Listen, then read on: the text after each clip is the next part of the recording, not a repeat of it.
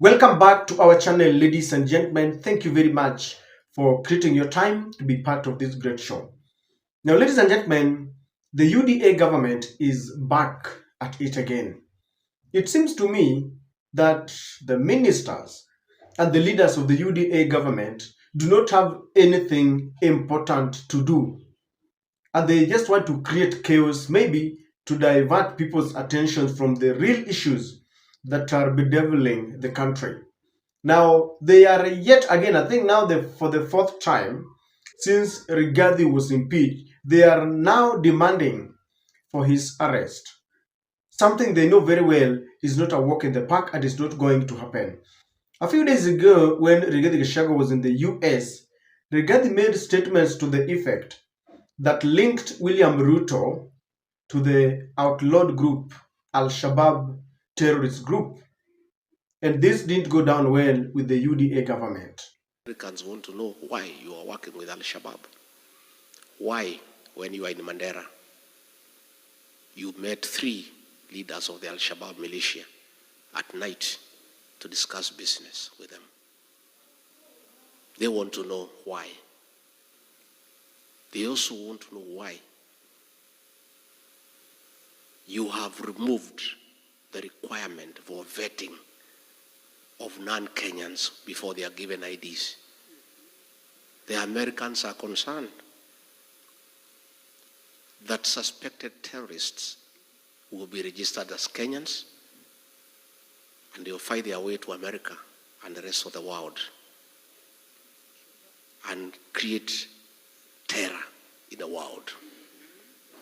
Your decision to suspend vetting of foreigners before they are given registration in Kenya is a threat to world security. And not just the Americans are concerned, Kenyans are concerned too. And this you must answer. Now, Gachagua's claims came against the backdrop of another initiative from the US Senate that seek to investigate William Ruto's links to the outlawed group, the Rapid Support Forces in Sudan, a group that is causing a lot of killings to innocent people. Because earlier on, William Ruto was seen receiving the leader of that group in the country, and he was calling him his friend and was telling him, Kenya is your other home, welcome. This is how things happened. My good brother.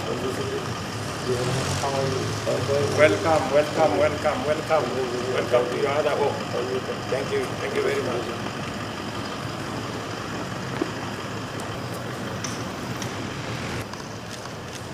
Again, welcome to my home. Thank you.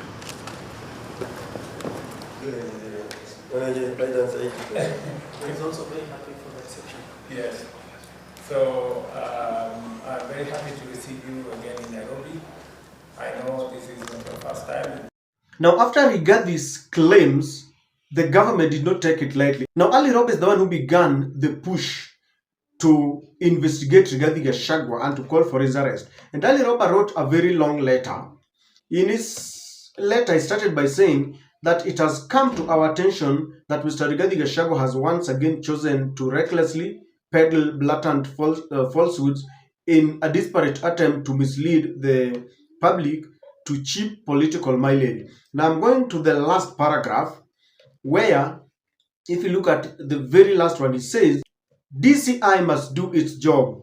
The onus is upon Gachagua to substantiate his claims with evidence or face the law. The burden of proof for all his lies with him. So Roba is the first governor of Mandera and I think the 3rd senator. So he's the one who began this because he's from Mandera. He says he was with Ruto in every step that they made and he feels that Gachagua is only but playing cheap politics. Now, after that, Murkomen and Kithure Kindiki are also now pushing for Rigathi's arrest once he lands from the USA, and they are saying Rigathi must go and share the evidence that he has. And this is what they are saying. Rais, wakati wewe ulikuwa Minister of Interior, now you are the Deputy President, you carried yourself with utmost respect for this country and the people of Kenya. I saw another man who sat where you are sitting the other day, desperate in our country, talking about issues of insecurity as though it's a joke, to the extent that he's talking about, he thinks that he's going to parade issues of terrorism in America for him to get votes. Your Excellency, we want to say without fear of contradiction, because he has said he has information and he knows and he has an agent who is sitting in meetings with Al-Shabaab, as soon as he lands in Kenya, he must record a statement to tell us exactly which meetings he's doing with terrorists. I hear there is a leader who spoke outside Kenya and said they have information that can help us preempt any attack by Al-Shabaab, because they have information on who and where plans to terrorize Kenyans are being made.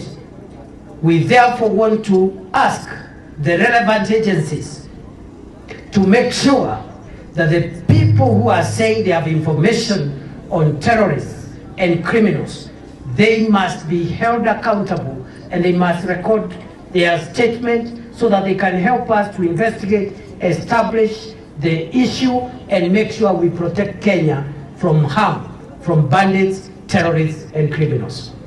Now, Rigathi Gachagua did not waste time, and he has responded to Murkomen and Kindiki, and is telling them, you cannot intimidate me. And he's telling them that we cannot respond to the Kenyan government because they have not initiated any investigation against the president. And Rigathi is saying that I am only obliged to give any evidence that I have to the US Senate because they are the ones who have initiated any investigation to try and find out whether there are any links between William Samoei Ruto and these outlawed groups like Al-Shabaab, RSF, and all that. So Rigathi is saying, don't think you can intimidate me. And in fact, he's telling Murkomen, you are the one who knows the leaders of Al-Shabaab. Go and help with the investigations. I saw the Minister for Interior saying that we should be asked to help in investigations in this matter.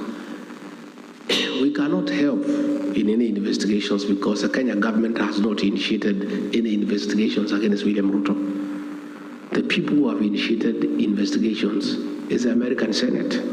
So if there is need for us to help in investigations, we'll help the American Senate, not the Kenya government, because the Kenya government has not initiated any investigation. Number two, the Kenyan government cannot investigate William Ruto because those policemen work under him. And all the things he is doing of killing people and abducting people, he is doing with the very police. So there is nobody stupid enough to go and report William Ruto to the Kenyan police. Nothing will be done against it. So whoever CS, please don't sell fear to us. You know we cannot buy. In any case, it is the same CS who said that when 5 chiefs were abducted by Al-Shabaab, he said that they will go into negotiation with the Al-Shabaab to have them released. How can you negotiate with people you do not know? And since they were released after negotiations, the CS Interior knows much more than anybody else on who are the leaders of Al-Shabaab because he said publicly that he'll initiate negotiations for the release of the 5 chiefs who were abducted. The 5 chiefs were released after successful negotiations with Al-Shabaab. So the CS Interior knows whom he negotiated with. So if he wants information as who are the leaders of Al-Shabaab, he is in a better position to tell the people of Kenya and the world and the Americans because he has already had business with them that has been successful. So please, the Americans have asked the questions. I'm not the one who has asked. If I'm required to help, the things I know on the issues in Sudan, the dealings with RSF, I'm ready to help. But the Americans, not the Kenyan government, because the Kenyan government has not raised any issue. They are comfortable with what is happening. And you know, I see people threatening other people. I've seen that fellow called Soprano issuing a lot of threats every day. Oh, mimi ni fire, mimi ni noma. Oh, don't push me around. I want to tell Soprano to take time to read Wallace Wainka. In one of his greatest works, he says, a tiger does not proclaim its tigerhood. But ladies and gentlemen, when you dig deep down, you'll realize that this is another disparate and cheap attempt to arrest Rigathi Gachagua. This is not the first time. Remember, there have been now, I don't know, this is the third or fourth. The first time, it was claimed that Gachagua infiltrated Gen Z's protest and he wanted to topple Ruto's government. And so there were calls to arrest him. Some of his allies like Gachagua have got cases hanging on them that they were the leaders who initiated or who helped and aided take people to the street in a bid to topple Ruto's government. These claims are very serious. This is tantamount to a coup, yet the Gachagua is still working at large. They can't even make any attempt to arrest him. Why? They are lying. Because in the Kenyan law, if you are found or you are suspected to be part of a group or as an individual planning to topple a valid government, then you must be arrested. But they have not yet arrested Rigathi Gachagua. Then came the attempt to arrest him when Rigathi told the government and the IEBC that if you try to rig the 2027 elections, then what happened in 2007 will be like a Christmas party. And they blew it out of proportion. I remember Kimani Chungwa and Junet Mohammed led these calls to arrest Rigathi Gachagua. And they really ranted in parliament. That again did not take any effect because there was no evidence. You cannot arrest someone for calling upon IEBC to conduct a free, fair, honest, and verifiable elections. So these politicians were yapping, yet the legal authorities did not find anything to link Gachagua. You cannot, because Kenyans will be up against you. That was not enough. After the Sabasaba protest, there were other claims that it was Rigathi Gachagua who perpetrated and planned the illegal invasion into people's businesses. And they were, in fact, William Ruto himself said that they want to use the demonstrations to topple his government.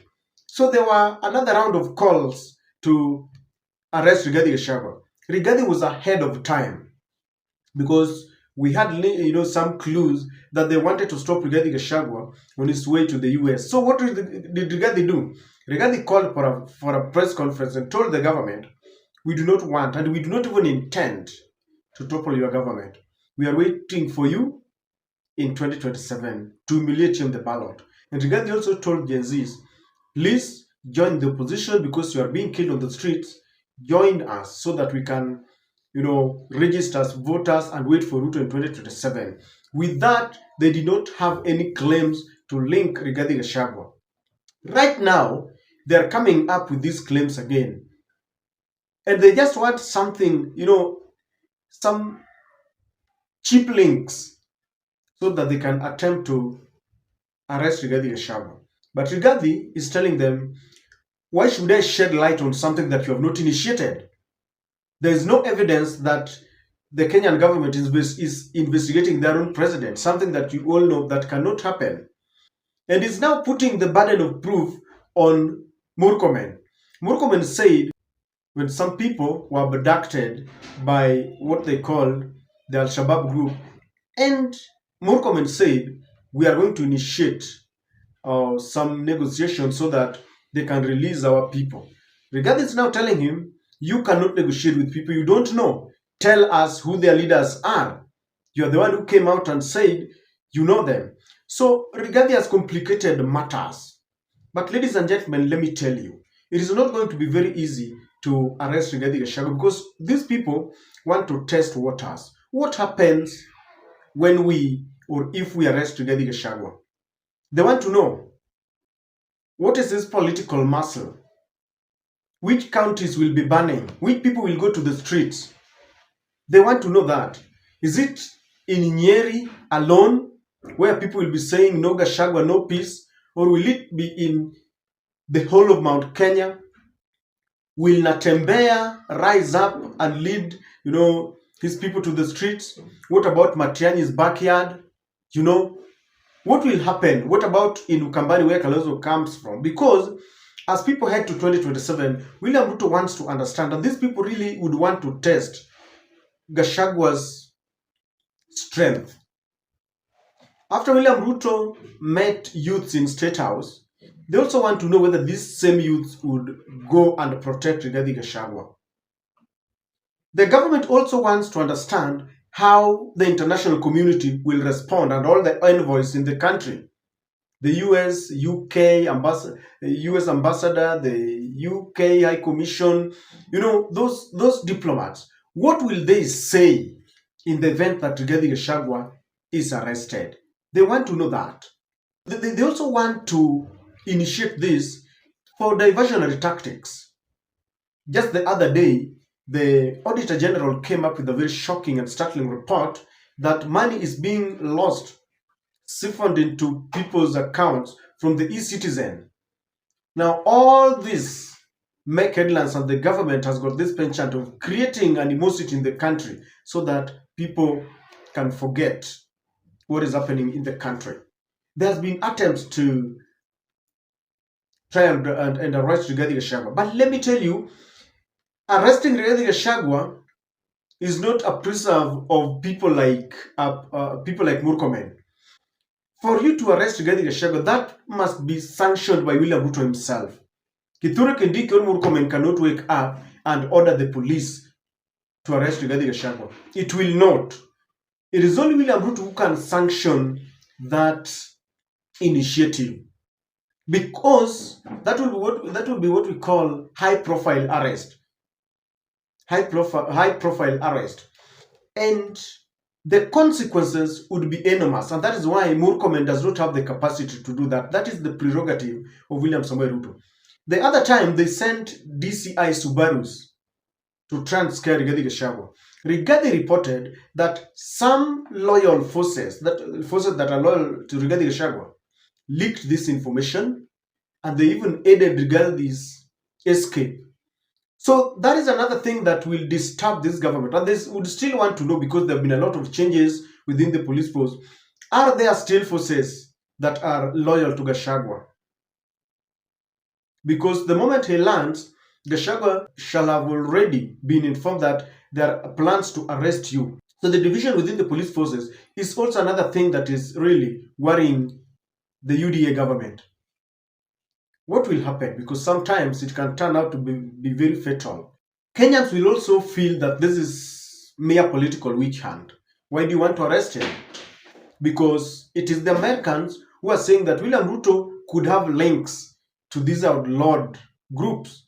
It has been seen that William Ruto met with Hemedi, the leader group of the Rapid Support Forces. So what can prevent him from meeting the Al-Shabaab?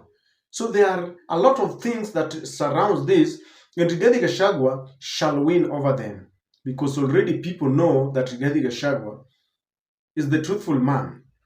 I can assure you that no one will arrest Rigathi Gachagua. It will not. It will not happen. That's why even the DCI has not responded. All we see is that politicians are baying for Rigathi's blood. And I believe that the NIS is telling them, don't try. And in the event that they try, they would only want to see what will be the reaction. I don't know what you think, ladies and gentlemen, but let these people face their challenges. Let them not hide behind Rigathi Gachagua. That's my take.